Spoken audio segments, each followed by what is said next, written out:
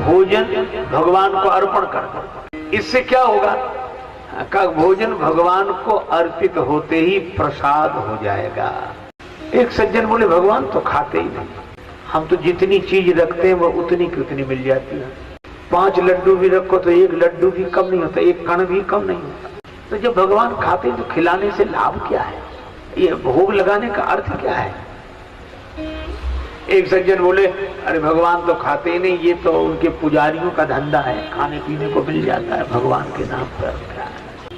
नहीं भाई, आप ऐसे सोचो, आप दुकान से लेकर आ रहे हैं तब वो लड्डू हैं, और जब भगवान को भोग लगा दिया तो अब ये नहीं कहते कि हम लड्डू बांट रहे हैं, फिर क्या कहते हैं? लो भगवान का प्रसाद।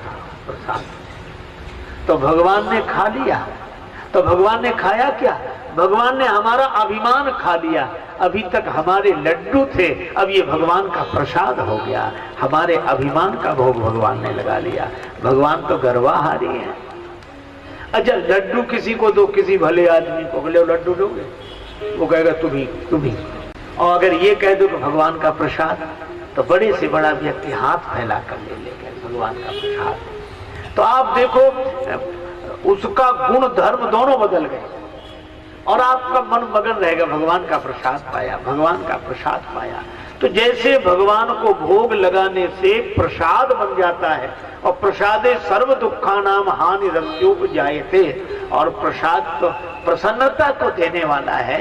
इसी तरह ये रजोगुण से उत्पन्न होने वाली जो कामना है, जो हमें पतन के द्वार तक ले जाती है, आप एक काम करें, क्या इस रजोगुण का भोग भी भगवान को लगा दें। इस रजोगुण को गुरुदेव के चरणों से जोड़ दें, और जैसे ही आप गुरुदेव के चरणों से जोड़ेंगे तो यह गुरुदेव के चरण से जुड़ी हुई कामना हमारी आंख खोलने वाली बन जाएगी।